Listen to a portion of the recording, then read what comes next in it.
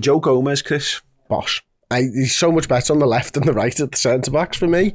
Like, him and Robbo, I think, really helped to set the tempo for us defensively in the game. I thought the two of them have been brilliant. You know, I've been hypercritical of Andy Robertson over the course of, since we changed formation, of the course of these 15 games, probably, across 2 seasons now. But if Andy Robertson doesn't start defending the way that he started that game, I don't think it's anywhere near as easy. He seemed to sort of not go forwards anywhere near as much for me. I think he got a real good balance of what he was doing. There was that one where he wins the ball and then he plays that beautiful ball in, a 1-2 maybe, then a ball inside to Nunes. And Nunes looks a bit Gakpo-like first time touching to Diaz and stuff. That was the only time I really remember Robbo bombing on in the middle of the game. And I might be wrong there, he might have done it a couple more times, but I just felt him and back onto Joe Gomez. Like, Joe just did everything right. He slips, he has a mistake. I'm not even bothered about that because everything else that he did, it was just there. There was 2 men on him and he was making himself a nuisance. Like, they were attacking him over the top. He was dealing with it. He just seemed really calm and really focused. Like, I know what I've got to do here today and I'm going to do it. I've said this for a couple of years, Chloe. I think he's got the Van Dijk attributes, not the height and not the overall presence, but he is very calm in possession. He's a cool character. He's got the pace as well. But what I liked about him was, it was like he was doing his Virgil van Dijk impression, but as a lad who spent a lot of time being the covering defender, who knows he needs to be proactive and he needs to be committed. He doesn't like casual his way through a football match trying to show he's Van Dijk. It was Gomez doing the Van Dijk role, and I think it suited him really well. He was absolutely phenomenal. Every single time that ball went anywhere near him, he was stepping in on it. That Ollie Watkins must have hated our 2 centre-backs, because I don't know how many touches he had, but I'm betting it wasn't a lot, because every time the ball was trying to be held up to Ollie Watkins and they were trying to drag themselves up the pitch, Joe Gomez would just take 4 or 5 strides, step in, take the ball and get off. And the thing I liked about it most was how calm and collected he was. He'd win a ball, set it, and then go back into his position. He was always calm on the ball. There was no need to, you know, when I think about Virgil van Dijk, I also think about how good he is at switching a ball to Mo Salah and getting us out. And Joe Gomez was doing it, but he was doing it to Trent, or he was doing it to Szoboszlai on the right-hand side. He was absolutely brilliant, and look, he's had some criticism, and rightfully so. He's not being, you know, at the heights that he was the season we won the Champions League. But you can see just how good he is when he's on his game.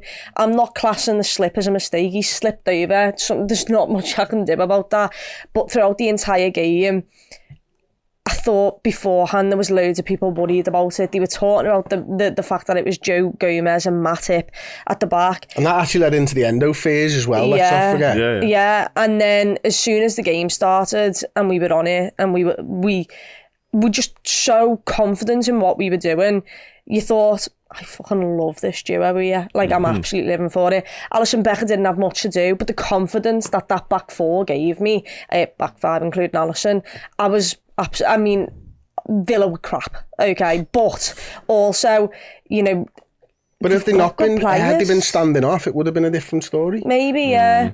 And also, that's the other thing. If you actually look at the mistakes we gave away against Newcastle, press us, and we will make the mistakes for you.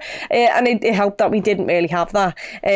But yeah, I thought him and Joel Matip was brilliant. And also, just on Joel Matip, I've always been worried about Joel Matip in that right-hand side role, because I've always thought to myself, well, I don't want him going on his runs again. But you know what? He did it, and I absolutely loved it every time. He went on a run in the opponent's half and just set it off and got off again. I just think we've got this thing with football analysis, and I think it's exacerbated during the transfer window, Dan, because everything exists in possibility that you can always go and get better. Yeah. You know, as though we play Man City every week, as though we play Real Madrid every week, and every week you've got to have 11 absolute worldies at the peak of their powers putting in world-class performances, and then you've got to have 5 unbelievable best-in-the-world players to bring into the pitch. I mean, look, we've had players who there's been times where we've looked at our 11 and gone, I think he's world-class. But a lot of that is formed by the coaching, it's formed by the system, it's formed by the overall approach to the team. And I think this idea of Gomez is crap and Matip is crap. I've never really bought into it. I think they've got sketchy injury records, which is going to be the concern with having to rely upon them. If we've got, if we don't get, if Van Dijk gets any longer ban, if Konate isn't back, but for soon after the international break. But Joel Matip's class, and he's been class for ages, and Joe Gomez has got some of the most wild negative treatment. His head went big time at times, particularly last season. But he's still young for a centre-half. He's got so many of the attributes required, and he's so well integrated into the side. I'm not saying he'll ever be. The injuries might have robbed him of the chance to be one of the truly great centre-halves. But I contend this all the time. Man City play Nathan Ake. Man City are the best, they're currently the best team on the planet by a mile, and Nathan Ake still gets a regular game for them. You don't need to be exceptional, you just need to be able to perform to the level regularly. And if they can perform like they played at the weekend, then sound. No, I agree with that. Yeah, it was a very mature performance from Joe Gomez, and that's not something we've been able to say very often, to be honest. And you're right in as much as I think he's got all the attributes, he's got the skill set, and he's proven he's got the ability to do it at the very highest levels, no two ways about that. And the Nathan Ake one's interesting because you're right. I think if both of them footballers are at their best, sort of injury-free, you'd probably have Joe Gomez over Nathan Ake, but it's just not worked out that way because of the horrific injury record that he's unfortunately suffered. But I will say, the criticism and the concern around Gomez is warranted. It is justified because last season, that Napoli game was just a horror game from him. And unfortunately, we've seen too many of them. Matip less so. There was times towards the back end last season, it did have question marks about Joel Matip, but he seems to have sort of put that behind him, and he's still capable of producing like he did on the weekend. But I was so pleased for and so impressed with Joe Gomez on Sunday, because it was a performance that was more sort of akin to the old Joe Gomez and what we expect from him, because he was calm, he was composed. And what was probably the most important moment for me from it all was that mistake.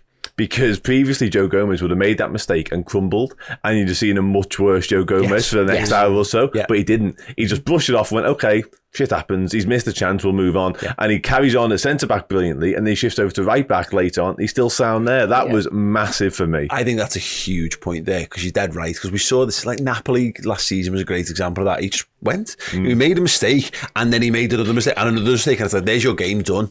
He reminded me last season of all the players that played for Arsenal in the final 8 years of Arsene Wenger's time, who were all just mentally destroyed from all the pressure being on them and the fans turning them and all that kind of stuff. So Chloe, that point that Dan makes there, that could have been the end of Joe Gomez's game, and probably last season it would have been. So huge credit to him.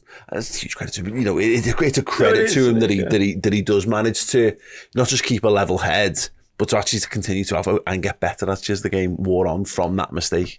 Yeah, I also think it helped that the fact that Robertson had such a boss game next to him as well. He was in a solid back four, a stable back four, and he also probably I think it's Jürgen after the Newcastle game where he goes up to him and he looks made up with him. And to have that confidence and positivity around you, I'm pretty sure going off that pitch on Sunday, everyone's turned around and go, used to at centre-halves were absolutely phenomenal. I bet, everyone's talking about how good Joe Gomez was, giving him the plaudits he deserved. Inside the ground, even when that happened, I think Anfield wasn't as nervous. We weren't on the backs of the players. It just seemed like our lad, he did well to recover the ball first of all, has a little bit of a problem, slips a little bit, and they're in, but they missed the chance. And it felt like Anfield was calm whenever Joe Gomez and Joel Matip had the ball, and that really helped them. And like you mentioned there, he went to right back, thought he was brilliant at right back as well. Kwanzaa as well, boss when he came on. That kid, he's a youngster and he plays with all the maturity in the world.